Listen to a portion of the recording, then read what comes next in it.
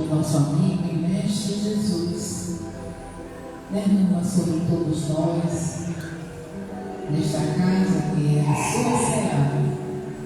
É um espaço de amor, de acolhimento e de vivências plenas.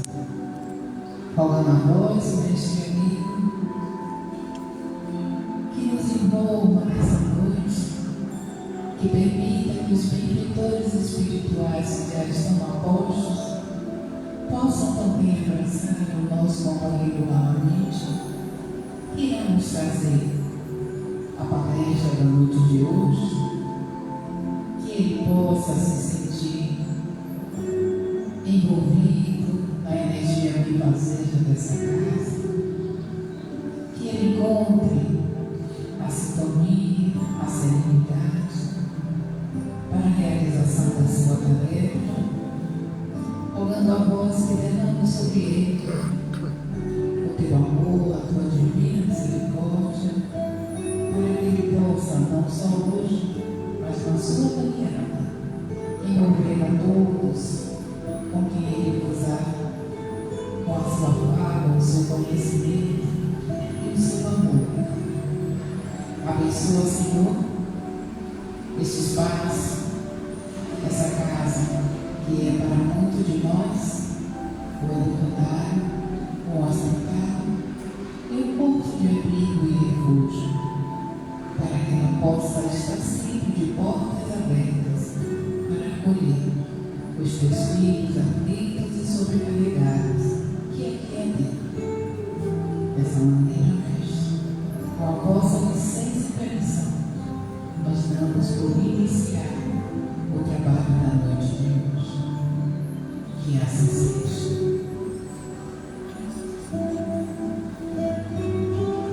Nós vamos passar a palavra para o nosso companheiro e ele vai nos levar no tema até às 20 horas e 20 minutos. Com você.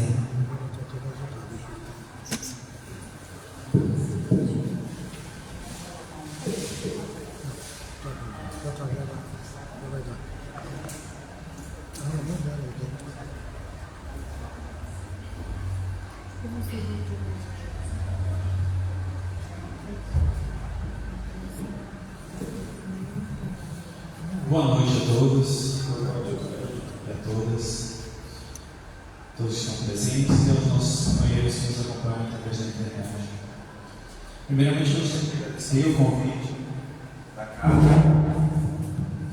casa para que a gente pudesse estar juntos essa noite. É a primeira vez que me vejo agraciado em poder falar aqui nessa praça, em uma casa natural que eu já conheço há muitos anos. Antes de poder conversar sobre o tema, eu vou fazer um convite para que a gente possa fazer uma viagem bem curtinha, a priori. Era às 12h30 daquela terça-feira de carnaval. O telefone tocou na residência da Dona Yolanda. A princípio ela não ligou, não deu atenção.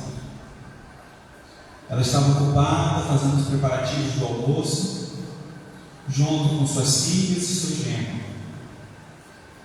O Walter, que era o genro dela, atendeu o telefonema vindo de Santos.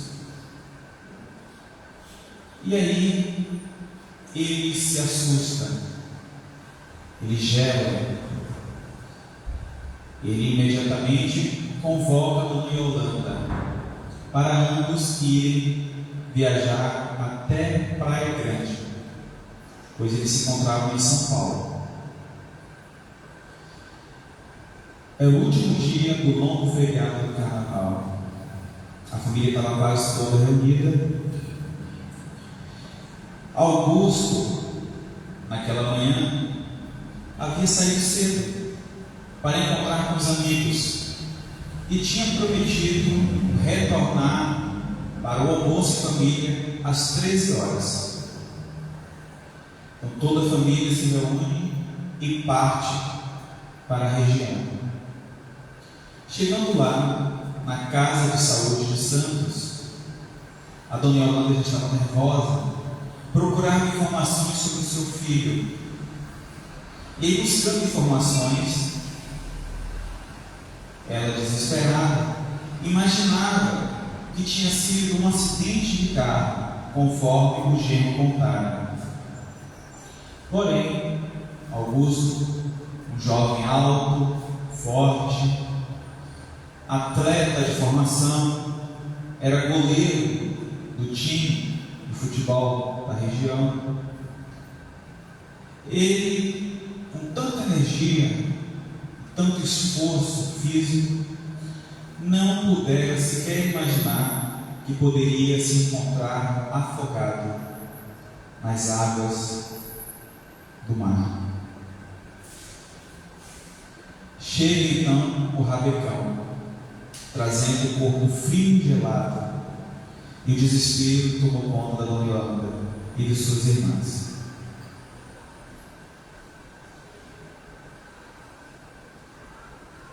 Toda a família se mobilizou, toda a família ficou triste com o acidente. E todos eles tentavam buscar entender e compreender o que teria acontecido. Tão jovem se foi. E passou muito tempo até que uma amiga convidasse a dona Yolanda para poder receber um auxílio numa instituição espírita próxima. Ela começou a frequentar, o marido tentou também, mas em algum momento, alguém que frequentava a casa, percebendo ainda a sua tristeza, convidou dona Yolanda para ir até Uberaba, porque lá poderia encontrar consolo nas 12 palavras do nosso querido Chico Xavier. Chegando lá na cidade de Uberaba, ela viu a multidão, todos cercavam a casa da prece e também o Chico para receber pelo menos uma mensagem dos seus entes queridos. Ela, dona Yolanda, não tinha nenhum conhecido lá, mas queria uma oportunidade de tentar conversar com o Chico. E de repente alguém a chama, e o Chico passa por ela, e aí fala que existe uma pessoa que manda mensagem falando que está tudo bem, e dá uma característica e diz o nome. Era o nome do avô do menino, do Augusto. E ela ficou sem entender. Mas como é que ele sabe se eu não contei para ninguém?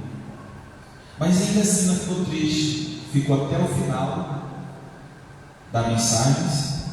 E lá no final recebeu uma outra informação do Chico, que pediu para que ela fosse até encontrar ele, se encontrar com ele.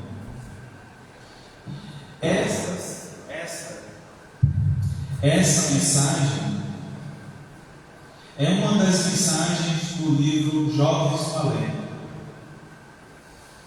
São mensagens diferentes sobre 4 jovens, 3, 4 jovens, não me recordo agora, que se comunicam em anos diferentes, em prazos diferentes, em tempos diferentes, para nos mostrar que a todos merecemos, a todos existe um propósito diferente, e independente da experiência da desencarnação, nós precisaremos de tempos diferentes para talvez, se assim merecermos, recebermos alguma comunicação do alto.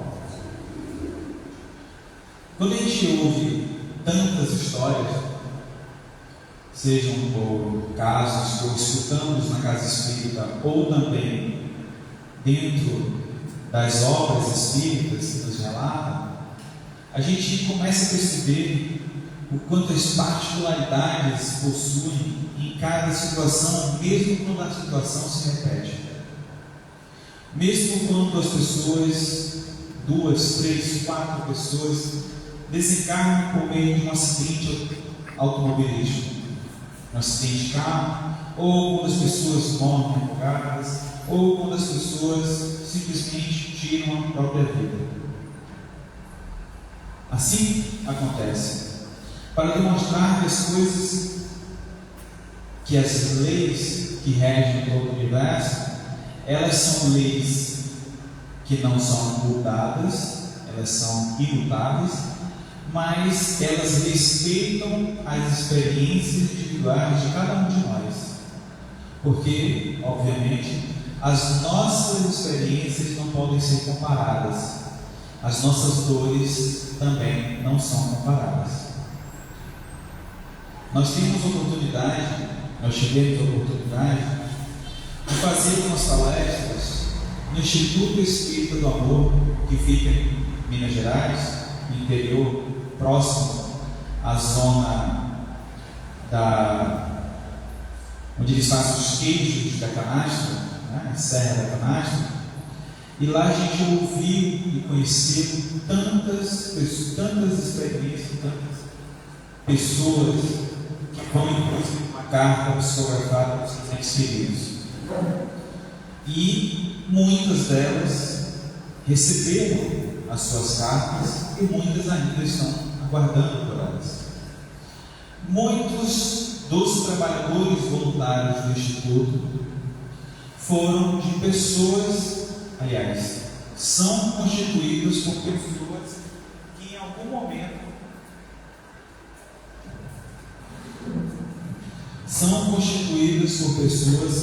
momento foram lá à espera de uma carta, receberam-na e mudaram as suas vidas para ficar próximos do Instituto e se tornarem voluntários lá. Então isso faz com que a gente tenha uma percepção melhor das coisas que nos servem. É um aprendizado que independe de a gente acreditar, porque a doutrina espírita não é só uma doutrina de crença, é uma doutrina de iluminação, conforme consta no livro Consolador, a psicografia de Chico Xavier, trazida por Emmanuel, que é um livro onde as pessoas elaboraram algumas perguntas, os trabalhadores elaboram perguntas e enviaram para Emmanuel poder esclarecer diante de tantas experiências, tantas cartas que foram escritas pelo Chico. Então ainda registravam algumas dúvidas, e assim as perguntas foram feitas, e assim as respostas foram dadas para Emmanuel. E uma delas dizia: qual era a diferença entre acreditar, entre crença e iluminação? E aí Emmanuel diz que acreditar, crer em alguma coisa, todo mundo acredita, todo mundo crê. Até os ateus acreditam em alguma coisa. Mas quem acredita em algo hoje, amanhã pode não acreditar mais. Mas quem sabe. Quem conhece. Quem tem certeza está iluminado por uma razão, por algo que nos ilumina tanto, que nos esclarece tanto, que nos tira um véu, que permite que a gente enxergue algo e a gente não tenha dúvida. Eu poderia simplesmente pegar os meus óculos, soltar aqui da mão, e ele com certeza cairia, não? E poderia quebrar. Então não vou fazer isso. Porque eu não preciso duvidar que existe uma lei chamada lei de gravidade. A gente não vai precisar duvidar dela, porque a gente sabe que ela existe independente de a gente acreditar ou não. Então a gente tem certeza. Então essa é a iluminação.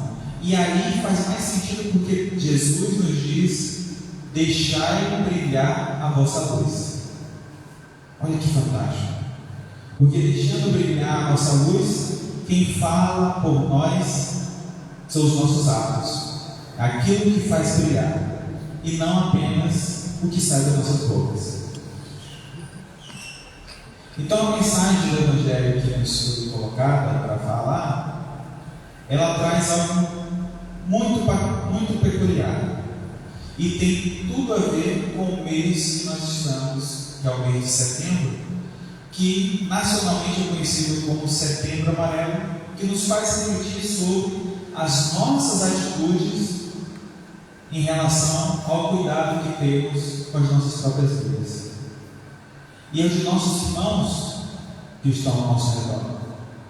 Porque diante da experiência terrena, a gente precisa passar por situações que são complexas, difíceis, porque a gente sabe que no mundo material o bicho pega, a coisa pega, a fome chega, a dor também, e isso nos incomoda. Mas todas as coisas que nos ocorrem, ela tem um sentido e faz parte desse contexto de leis divinas. Porque a gente, se não tivermos esses pequenos propulsores de nós mesmos, nós não fazemos questão de nos movimentarmos. Porque obviamente o ser humano ele é inteligente e nós somos aqueles que buscam criar condições que nos deixem mais confortáveis. E está tudo bem que seja assim. Nós trabalhamos para comprar coisas que nos deixem mais confortáveis.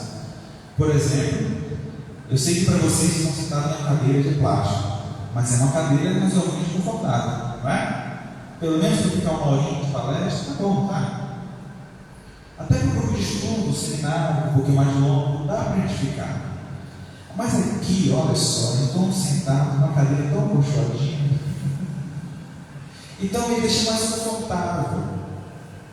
Então é um pensamento da direção da casa para deixar os convidados, os palestrantes, mais confortáveis para falar.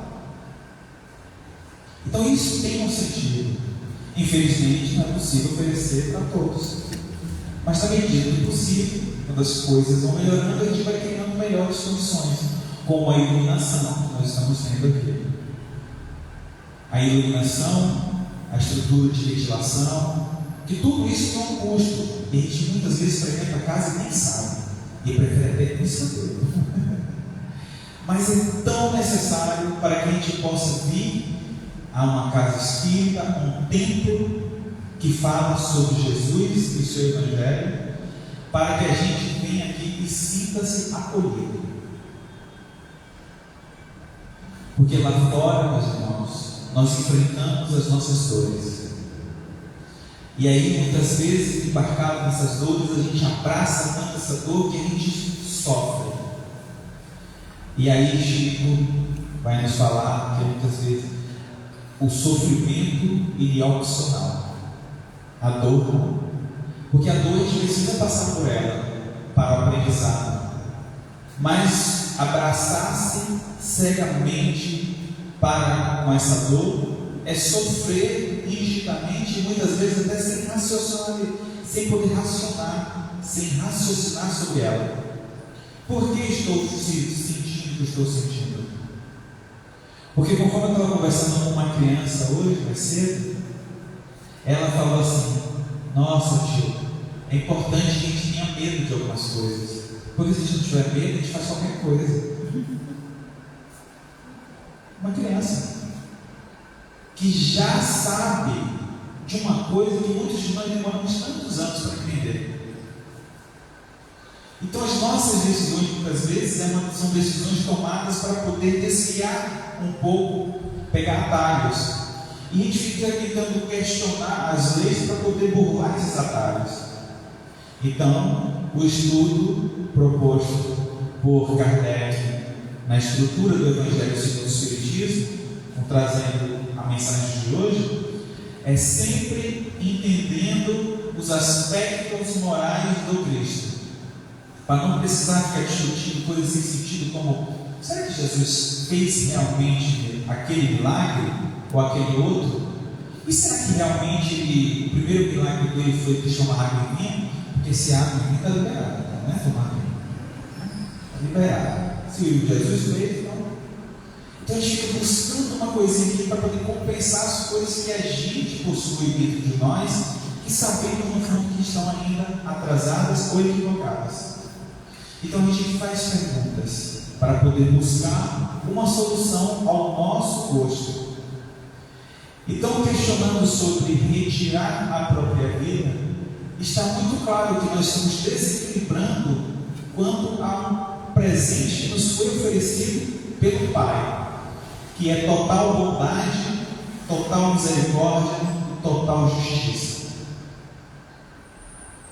Se Deus nos ofereceu esse presente que é a vida, se passamos por experiências dolorosas, faz parte do sabor da vida experimentar coisas salgadas, doces, azedas. Então, algumas dessas dores também vêm para aprendermos qual o sabor que ela possui. E a gente obviamente sabe que essas dores são difíceis, complexas, e a gente não gostaria de experimentar. Mas muitas delas têm a ver com coisas que nós já fizemos no passado. Então a gente precisa resgatar. A gente precisa buscar retornar para o equilíbrio das leis divinas. Porque a gente desequilibra muito elas, com elas. Nesse desequilíbrio todo, há consequências. Como a que eu disse agora. Se eu soltar esse copinho d'água aqui, então, haverá consequência da minha arrogância em relação a desafiar a lei da gravidade. Ele vai cair, vai quebrar, vai molhar tudo e eu vou ter que limpar. Então a consequência é que eu preciso me ajustar. E se eu só tiver só 2 copos na minha casa, eu vou ter que comprar mais um. É a consequência da minha escolha, do meu ato. Então, Kardec, colocando algumas reflexões que os espíritos superiores nos trazem a respeito desse desgostar da experiência que estamos vivendo, não concordando com o que acontece para nós, a gente tenta burlar. E burlar, tirando a vida, é uma desses atos de rebeldia com relação às leis divinas. Eu não quero passar por isso. Como se eu tivesse consciência do que é bom para mim ou não. Porque a gente acha que só porque nós somos adultos, a gente acha que a gente já sabe tudo, né? A criança já sabe que ela não sabe tudo. Mas a gente não. A gente acha que a gente já sabe tudo.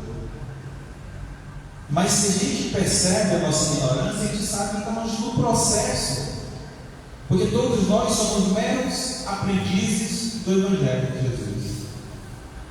Não importa quantos anos de doutrina espírita possuímos, não importa se nós já lemos todas as obras básicas, metade dos livros do Chico, olha que são 200 e tantos, são 400 todos os livros, então já li 200 e poucos, são metade. Ainda tem João de Anjos e tantos outros autores. Então, só porque a gente lê as obras, a gente acha que a gente consegue executar todo o aprendizado que eles estão nos oferecendo. E isso é uma ilusão.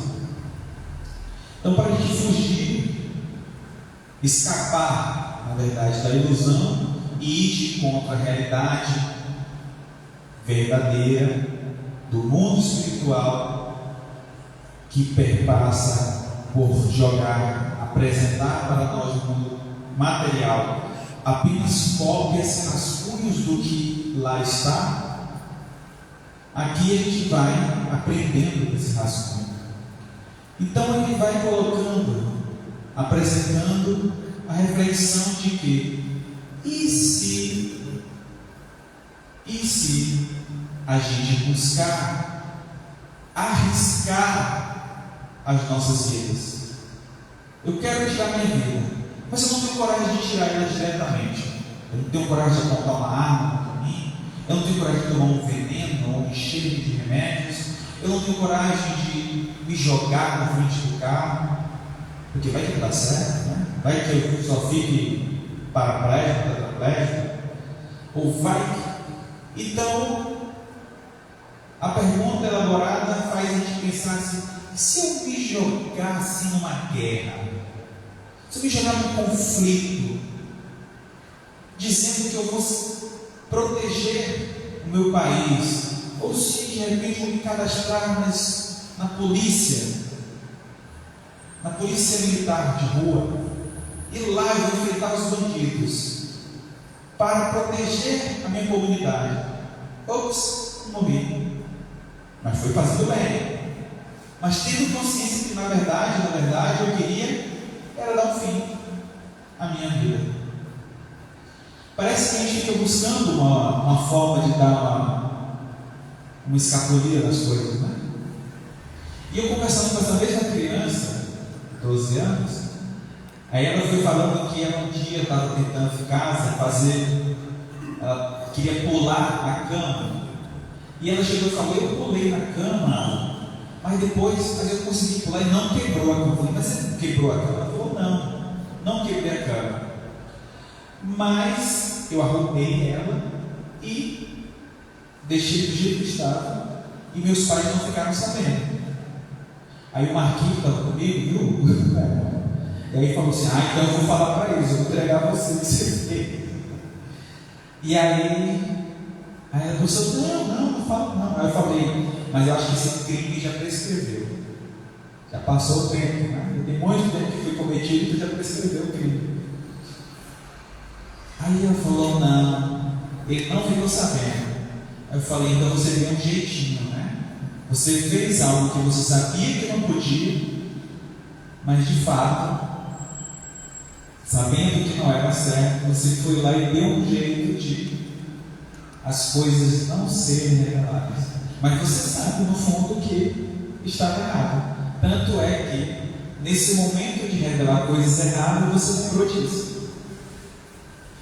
Então as nossas mentes vão sempre lembrar das coisas equivocadas que são danosas. E é por isso que a doutrina espírita vai nos alertar de que quando a gente faz algo errado, às vezes a gente machuca o outro e a culpa fica em nós e o outro perdoa. Então a pessoa perdoa, ela se liberta desse vínculo de ser machucado por nós. Mas como a gente machucou o outro, a gente continua remoendo aquilo. E atirar a vida nesse modelo de desculpa é a mesma coisa, porque a gente vai ficar remoendo que nós fizemos algo com uma intenção por trás que não era boa, e não sendo boa, aquilo fica marcado em nós. E é por isso que Deus fez uma coisa incrível, genial, porque nós somos espíritos, os seres inteligentes da criação. Somos seres que brilham, não tem forma, não tem cabelo, não tem perna, não tem braço. Somos seres luminosos, apesar de não brilharmos tanto no momento. Mas somos seres luminosos. Mas quando a gente se aproxima da encarnação no planeta, a gente brinca, isso está no livro nosso Periperito, que quando a gente se aproxima do planeta, seja ele qual for, a gente recebe a energia do planeta que vai dar as características humanoides, no caso do planeta Terra, para a formação desse corpo que a gente já vai receber na barriga da mãe. Então, por que a gente tem 2 olhos, um nariz, uma boca, 2 ouvidos, 2 braços, 2 pernas, nesse formato aqui do planeta Terra? Porque o planeta Terra nos ofereceu uma matéria, uma energia que vai compor esse molde, que é o corpo perispiritual, que é o perispírito.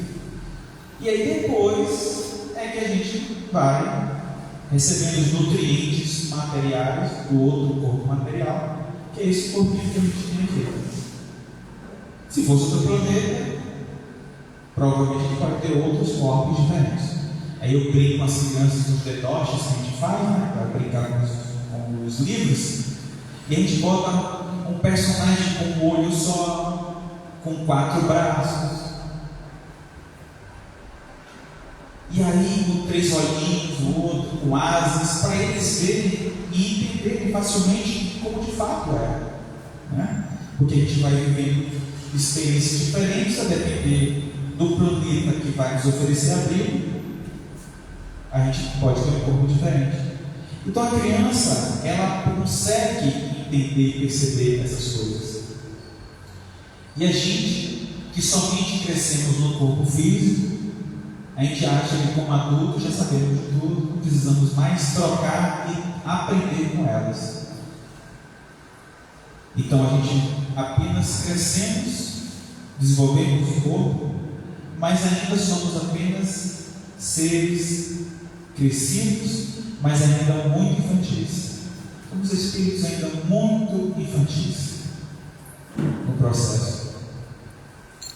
Então isso vai fazendo com que a gente tenha, quanto mais a gente participe dos grupos de estudo que a casa oferece, a gente vai poder discutir melhor esses pontos. E aí a gente vai poder discutir Kardec, estudar Kardec, meditar sobre Kardec, que é a orientação dada para o Chico, numa mensagem fotografada lançada na revista Reformador. E é isso que a gente precisa para podermos evoluirmos e nos amadurecermos como espíritos. Refletir sobre essas coisas para que a gente não precise mais tentar desviar ou pegar atalhos, para que a gente entenda que o processo é o processo. As leis imutáveis, as leis divinas, são as leis. Não são iguais às nossas leis humanas, que para protegermos os nossos grupos específicos, a gente muda as leis ao nosso favor e ao nosso querer. Então, tantas coisas que a gente pode aprender com as crianças, e por isso que eu falei o exemplo dela, porque ela chegou e falou para mim que simplesmente não tem jeito, que ela tinha feito. Então, a gente tem muitas oportunidades de poder perceber o quão danoso é o ato de machucar o outro ou a nós mesmos. E principalmente nesse mês que nós estamos, a gente reflete ainda mais e mais sobre isso. Porque são tantos jovens, tantos adultos, tantas crianças que estão gritando por ajuda, gritando, pedindo para serem ajudadas. Em 2019, 2020, não lembro agora, eu estava fazendo uma palestra com o Rossandro, lá em Belo Horizonte, com o Rossandro, com a irmã Ayla e com o Ricardo Melo. Estávamos fazendo palestras em Belo Horizonte. Foram 2 dias, se não me engano. E aí, e era o dia de aniversário, inclusive, 24 de março. E aí, depois, no finalzinho, eu precisei retornar, que tinha compromisso de voo. E aí, uma garota foi e perguntou como poderia falar comigo. E eu falei, já podia mandar mensagem no Instagram. Mas, passou uma semana depois, uma outra jovem, eu acho que essa mandar mensagem, uma outra jovem, adolescente, me mandou mensagem no Instagram, querendo tirar uma dúvida, porque ela não conseguia entender como o primo dela, de 6 anos, estava pensando em suicídio. 6 anos. O Rosângelo disse que quando ele estava na época da faculdade, se estudava, se refletia, tinha uma matéria que tratava da psicologia relacionada à questão do suicídio, para abordar, conversar com as pessoas sobre isso, mas principalmente com o público adulto. Não tinha uma cadeira, ou não se falava especificamente sobre a juventude e a criança. Alguns jovens, mas não adolescentes. E de lá para cá a gente viu como mudou e ficou enorme o número quantitativo de pessoas que atentam contra a própria vida e tanto de pessoas que conseguem, que alcançam o resultado que querem, tirando a vida. E essa jovem, ela perguntou isso. E aí eu tentei entender a situação dela. E ela falava que a criança, em casa, morava de frente a um prédio, e algumas vezes ela falava para os pais: eu sei que eu dou trabalho para vocês, e eu sei que eu dou trabalho para vocês, e eu quero que esse sofrimento de vocês acabe. Mas não era uma criança que dava trabalho. Não era uma criança que dava trabalho. Não era uma criança problemática. E aí, de vez em quando, ele saía correndo para tentar se jogar no parapeito da varanda do apartamento. E as pessoas tinham que segurar ele. Então começou a ter que ficar uma atenção redobrada com relação à criança. Depois ele começou a tentar fazer isso na escola. Então ele precisou ser medicado e levado para o hospital. E de tanto isso acontecer, até ser amarrado as mãos na maca para que ele tentasse fugir e sair. E aí, nessas várias tentativas, ela conversando, explicando, pediu ajuda.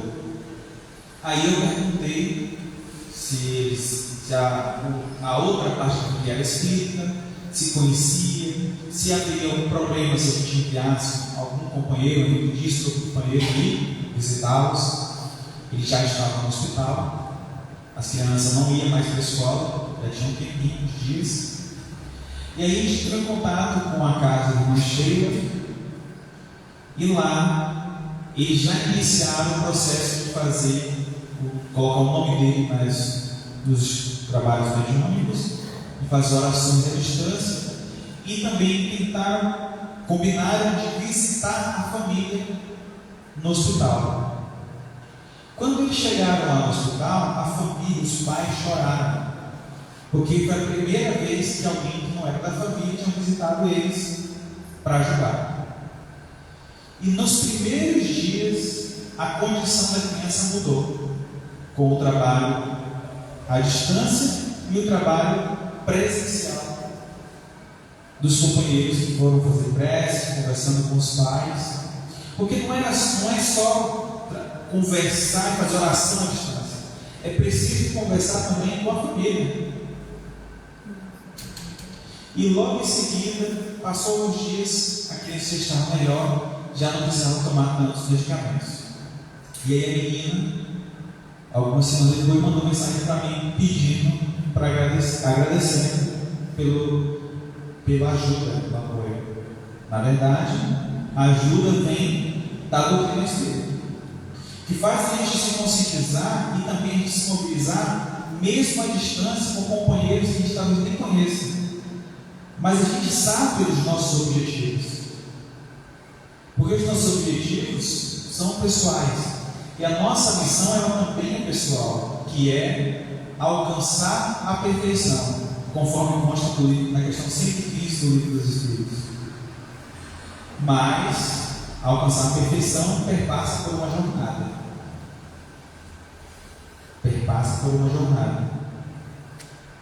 E nessa jornada, todos nós estamos juntos no mesmo barco da vida.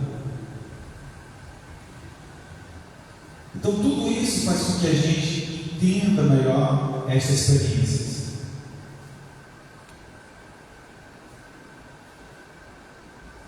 Agora, pedindo para a gente fazer uma viagem um pouco mais longa, para mais de 2 mil anos. É um fim de tarde e ainda o sol ainda está quente. Tem uma mulher que se apresenta ao longe e começamos a ver a silhueta dela. Ela carrega um tronco e ao lado desse tronco 2 cabaças, 2 vasos ou 2 cântaros. E ela vai se aproximando, andando uma pequena trilha em direção a um poço que é possível se ver ao longe. Ela vai sozinha. Quando ela se aproxima do poço, ela vê a silhueta de um homem ao lado do poço. Chegando mais perto, a figura fica mais nítida. A figura ficando nítida, ela olha para o ombro, descarrega o que está nos seus ombros, pega uma corda, amarra uma das cabaças dos cântaros e desce até que toque o fundo do poço. De repente ela ouve a voz: mulher, dá-me de beber. Ela olha para o ombro, continua puxando a água. E puxando, ela olha para o homem e diz: Senhor, Como pode tu, sendo judeu, falar comigo, se sou mulher e samaritana? Vocês, judeus, não falam com os samaritanos. O homem sorri e devolve: mulher, se soubesses quem é este que me pede de beber, seria tu que pedirias, e ele daria a água viva que transborda. Senhor, como pode tu tirar a água, se tu não tem com quem tirar? Não tem vaso, não tem corda, e o poço é fundo. Mulher, todo aquele que beber desta água voltará a ter sede, mas aquele que beber da água que eu lhe der, nunca mais sentirá sede novamente. Ela olha: Senhor, como isso é possível? És tu maior que o nosso pai Jacó, que trouxe e construiu este poço, que deu de beber a sua família, a ele mesmo e aos seus animais? Dá-me então dessa água, para que eu não tenha que vir de tão longe aqui buscá-la. Então tá, mulher, vá até a tua casa, chame o teu marido e vem cá. Ah, Senhor, eu não tenho marido. Ah, isso disseste com verdade, tu não tens marido. Tu já teve 5 maridos, e este homem que mora contigo hoje não é o teu marido. Ela regala os olhos, surpreende, o coração acelera. Ela ora e diz: Senhor, vejo que tu és o profeta, e nós estamos esperando o Messias, para que ele venha e esclareça todas as coisas. Porque os judeus dizem que temos que orar lá em Jerusalém no templo, e nós oramos aqui no monte. Mulher, chegará o dia, e agora é, que não será preciso adorar o Pai em templos, em montes, mas adorar o Pai de verdade, em coração e em espírito. Senhor, esperamos o dia do Messias. Mulher, Messias, eu o sou. A mulher sorriu e começou a pular, sair correndo, porque ali naquele momento encontrou um homem que sabia quem ela era e não olhava com um olhar julgador. Ela saiu então para espalhar o homem que sabia das coisas e revelou o quanto de coisas boas estava por vir, porque enfim havia chegado aqueles que eles tanto tempo esperavam. Esta mulher foi a primeira pessoa em que Jesus tinha de fato revelado que ele era o Messias. E todas as pessoas que tiveram contato com Jesus, com suas mensagens, com o Evangelho, mudaram e se mudaram totalmente. Porque a gente, quando tem um contato de fato com a mensagem do Evangelho, ela nos muda. Mas ela só muda quando a gente de fato está com vontade, que é ter o processo de fazer um movimento em busca de. E conforme eu vi no trajeto vindo para cá, meu irmão tinha falado que já tinha tido contato com a doutrina espírita há um tempo.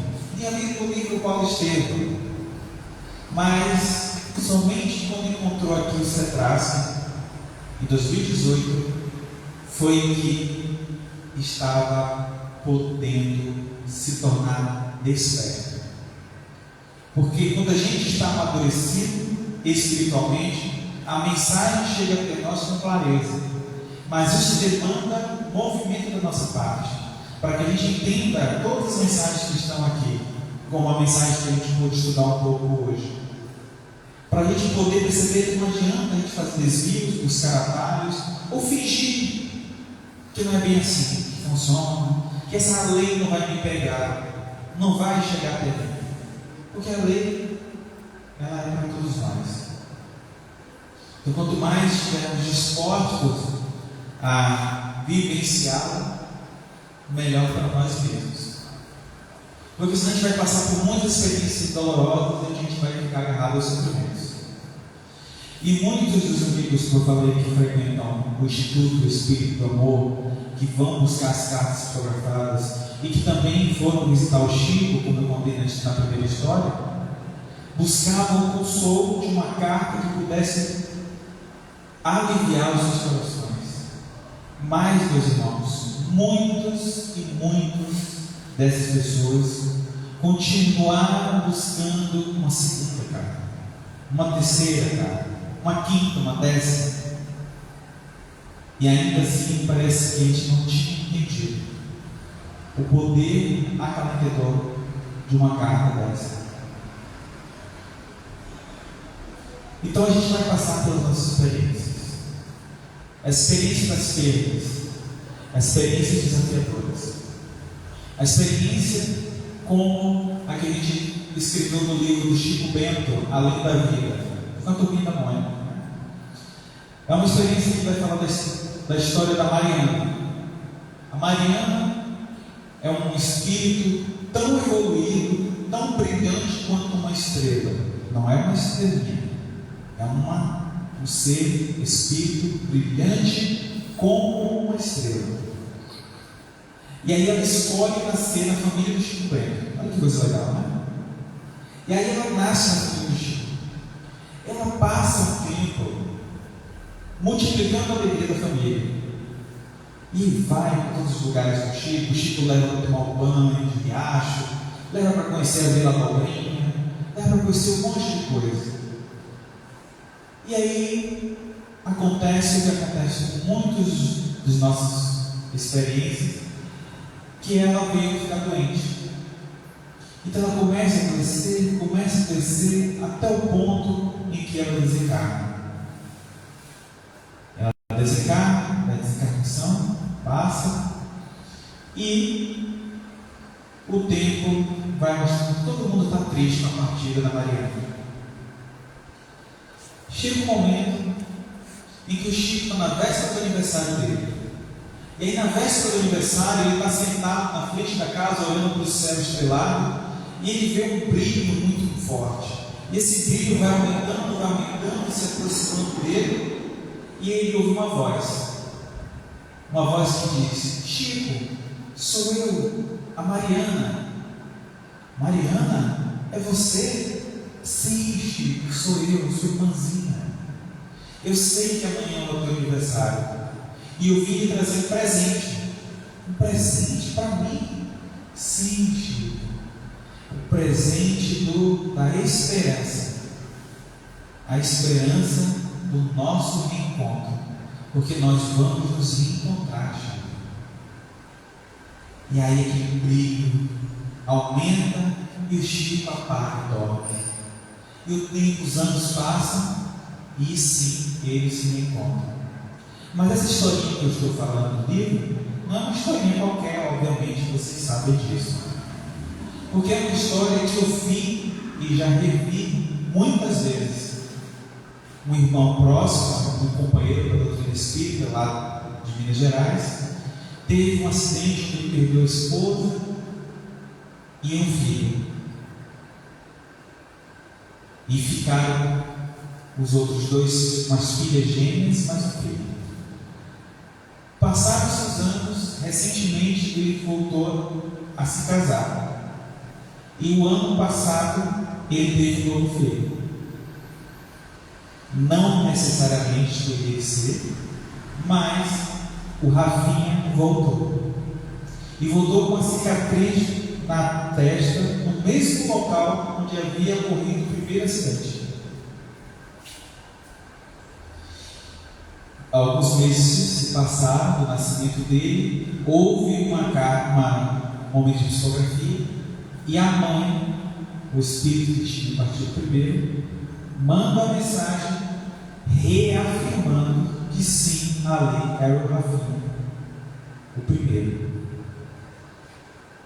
Então a gente ouve tantas histórias, e quando elas se aproximam de nós, a gente vai reafirmando tudo aquilo que a gente aprende com a doutrina espírita, porque aí vai reforçando tudo o nosso aprendizado com a doutrina, porque aí a gente vê que a doutrina não é apenas de palavra, é uma doutrina de vivência difícil, claro, mas é uma doutrina que faz a gente perceber que nós somos espíritos imortais, que aquele aprendizado que nós estamos fazendo aqui, que a gente aprende aqui, não é uma coisa que vai durar apenas mais 5 anos, 10 anos, até a gente desencarnar nesta vida, neste momento. Não, é uma experiência que não importa se na próxima encarnação nós vamos trocar de corpos, nós vamos nascer em uma comunidade ainda mais pobre, ou uma comunidade mais rica, ou em outro país, não importa. A bagagem que a gente vai levar com ela, esta sim também, ela é iluminativa e imortal, porque a gente sabe que todo o resto aqui vai ficar, a gente não vai levar para lugar nenhum. Então, meus irmãos, chegando no nosso horário, posso fazer só mais uma coisinha para poder as 2 minutinhos? Quem aqui conhece a Turma da Mônica? Levanta a mão, por favor. Já ouviu falar da Turma da Mônica? Muito bem. Eu sei que vocês conhecem. Mas vocês lembram do personagem que usa camisa verde com cabelo espetado? Qual é o nome dele? Hã? Cebolinha. Qual é a principal característica do Cebolinha? Troca o R pelo R. Ele fala errado? Não, ele fala errado. Quem fala errado, vocês não. Então o Cebolinha troca o R. Aquela menina que usa o vestido amarelo, qual é o nome dela? Magali. Não precisa nem botar aqui o slide, pelas características que eu vou falando, a gente vai lembrando. A Magali. Qual a principal característica da Magali? Comilona. Comilona. Quem disse foi você, não foi eu. A Magali é comilona. E aquele rapaz que usa a camisa amarela, mas um short, um suspensório de um lado, só quadriculado. Cascão. Qual a principal característica dele? Não gosta de água. Na verdade, é que ele tem medo, pavor de água, tá? São traumas de vidas passadas. Igual da Magali. A Magali tem um livro chamado Magali em Outras Vidas, que revela como ela ficou comilona. Ela também tem outras vidas. Eu não vou dar spoiler, tá? Para vocês conhecerem o livrinho lá embaixo. Então fala muito sobre isso. Então Cascão também tem alguma situação vinda de outras vidas. Mas aquela menina que usa o vestido vermelho, qual é o nome dela? Mônica. A Mônica. E qual a principal característica dela? Hã? A valentia. O que mais? Mexer com o coelho dela é problema. Geralmente eu pergunto na casa espírita, e algumas pessoas falam mesmo, né? Aí algumas pessoas falam assim: ela é baixinha, ela é dentuça. Aí tem gente que tenta imitar o Cebolinha e fala assim: ela é gorducha. Aí eu falo: cuidado, isso é bullying. E o pior, tem agravante, que é bullying na casa espírita. Vai direto para o plano. Então a gente vai lembrando as características dos personagens. E as crianças vão tendo essas referências, e nós também, quando assistimos novelas, os filmes, nós temos as referências de influência, que vai nos conduzindo a tomar decisões e fazer escolhas. Então a gente utiliza os personagens da Mônica para falar sobre a doutrina espírita, apresentar o Chico Xavier, Kardec, o Evangelho, as pessoas poderem fazer o Evangelho do lado com eles. E a gente esquece muito, porque na nossa época a gente assistia muitas coisas que nossos pais sabiam. Por exemplo, quem que assistiu Tom e Jerry na TV? Levanta a mão. Pica-pau, né? O Chaves. O Cine Guarani passava todo mês, no primeiro domingo, passava o seriado com o Jerry. Ah, é? Tom e Jerry. Se eu vou falar, para vocês nem vai baixar nada não. Mas se eu perguntar para vocês, Alguém aqui já assistiu, conhece Death Note? Não. Alguém aqui já ouviu falar e conhece Round 6? Não? Alguém aqui já ouviu falar em Boku no Hero? Jujutsu Kaisen? Não. Você achou que a palavra em português mudou tudo agora, né? Isso significa que a gente está desconectado dos jovens dessa criança de hoje. Porque a gente se desconectou com eles, porque eles começam a devorar isso nos celulares e nas TVs portáteis que os celulares são. E a gente entregou para eles o celular e também o fone de ouvido, que é nem para a gente ouvir barulho, né? Incomodar. Então isso nos afastou deles. Então, para a gente entender se uma criança, um jovem, tem pensamentos diferentes, estranhos, perturbadores, a gente precisa buscar coisas que façam com que a gente volte a conversar, ter a mesma idioma. Porque quando são crianças, eles perguntam, estão próximos de nós o tempo todo. Mas eles vão crescendo e ter outras dúvidas. E quanto mais tempo a gente ficar afastado deles, mais coisas novas eles aprendem e a gente não consegue acompanhar. Então é necessário que a gente faça a reconexão para poder ter o que conversar. Eu tive a oportunidade ontem de conversar, de rever meus irmãos que moram aqui, os filhos deles, né? E foi interessante como a gente conversou e todo mundo se riu junto, porque muitas vezes nas atividades da família eles ficam no cantinho, os jovens ficam no cantinho com o celular, e aí a gente não sabe o que eles pensam, o que eles gostam. Então a gente precisa buscar ter reaproximação com eles, porque quando vierem situações difíceis, como a adolescência, as dúvidas, a gente saber, olhando para eles, que alguma coisa não está bem.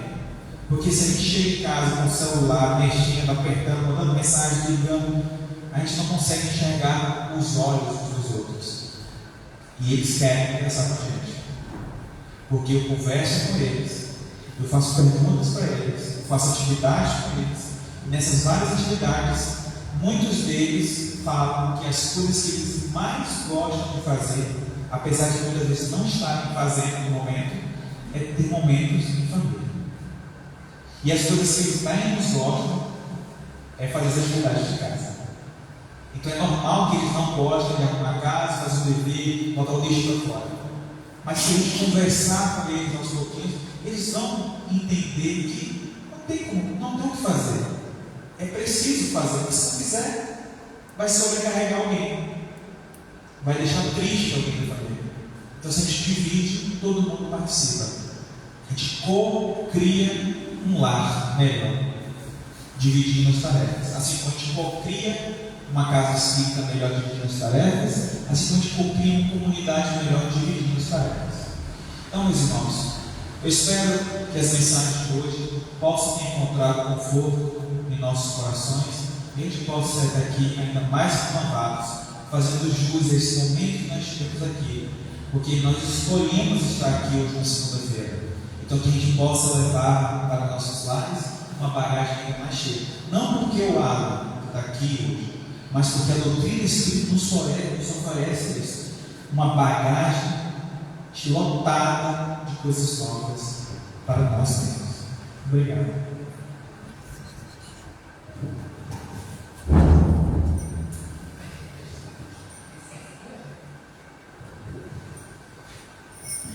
Bem, então, nós agradecemos ao nosso companheiro, individualmente, né, por a preparação carinhosa dessa nossa atividade, por nos trazer reflexões tão importantes, né, tão necessárias, sobre os sacrifícios da vida, sobre tudo aquilo que nós temos que passar, sobre a necessidade do esclarecimento e autoconhecimento de cada um de nós, por nos trazer também a lembrança das mensagens encorredoras do nosso amigo e mestre Jesus, nos sinalizando que Ele nos conhece e trazendo de que Ele nos aceita como nós somos.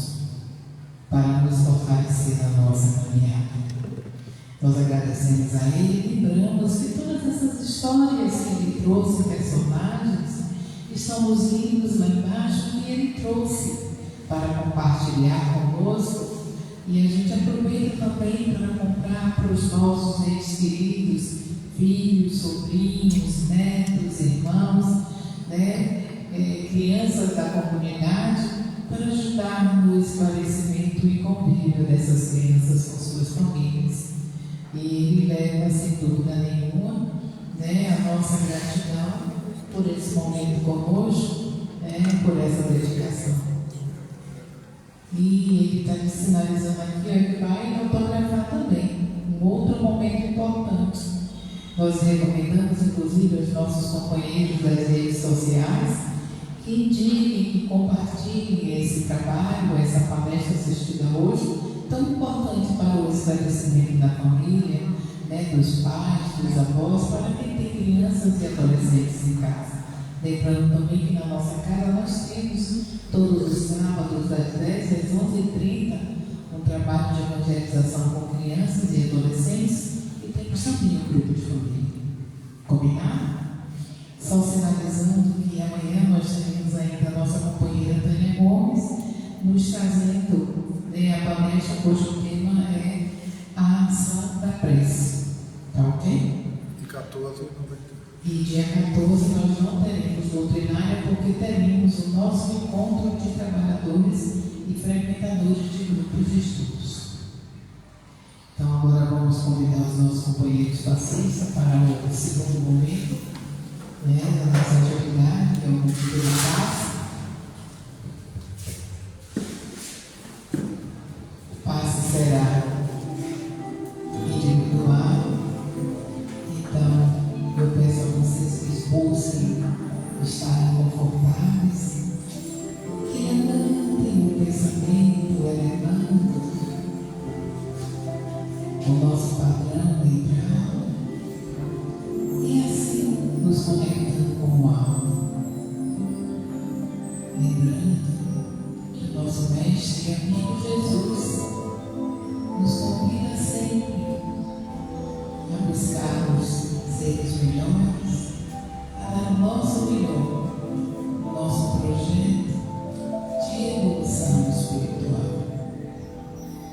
Sabemos que todos passamos por momentos difíceis, mas nós somos seres rumo ao caminho da evolução e que estamos fadados à perfeição e à felicidade plena. Que tenhamos em mente sempre que devemos ser semeadores da paz e do amor. E falando de paz, que nós possamos nos remeter à mensagem que o nosso querido Francisco de Assis nos deixou em forma de oração. Como ele pede: Senhor, fazei-nos instrumentos da tua paz. Onde houver ódio, que eu leve o amor. Onde houver ofensa, que eu leve o perdão. Onde houver desordem, que eu leve o união. Onde houver dúvidas, que eu leve a fé. Onde houver erro, que eu leve a verdade. Onde houver desespero, que eu leve a esperança. E onde houver trevas, que eu leve a luz. Ó Deus, fazei que eu procure mais consolar e ser consolado, compreender e ser compreendido, amar e ser amado, pois é dando que se recebe, é perdoando que se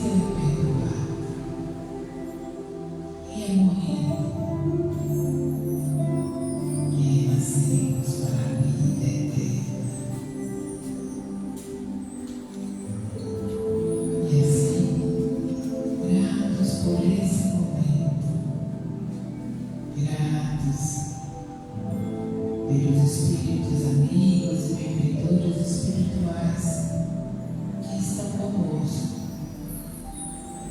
Gratos pelas bênçãos que recebemos através do esclarecimento e carinhoso trabalho pelo nosso irmão humilde, a quem rogamos aos emissários do Cristo que ilumine a sua caminhada, que abençoe essa sua existência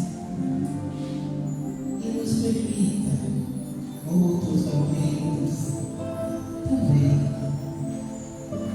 positivos e esclarecedores com Ele. Que o nosso amigo Mestre Jesus nos conceda sempre a sua plena assistência, as suas bênçãos de luz e de paz, e o socorro preciso nos nossos momentos de necessidade, com a certeza que o nosso bondoso Pai não abandona a nenhum dos seus filhos. Dessa forma, agradecidos por esse momento, agradecidos pela presença amiga dos seus benfeitores, nós os pedimos licença, Mestre querido, para finalizarmos a nossa atividade da noite de hoje com votos de muita luz e de muita paz para todos. Que assim seja.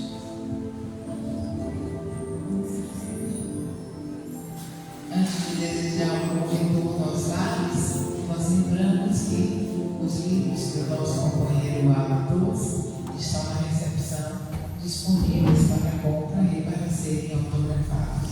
Na internet. Obrigado a vocês. E para quem está na internet? Para quem está na internet, pode buscar também, comprar os livros. Na internet, na Folha Espírita. Na internet, na Folha Espírita. Isso, na Folha Espírita. Tá bom?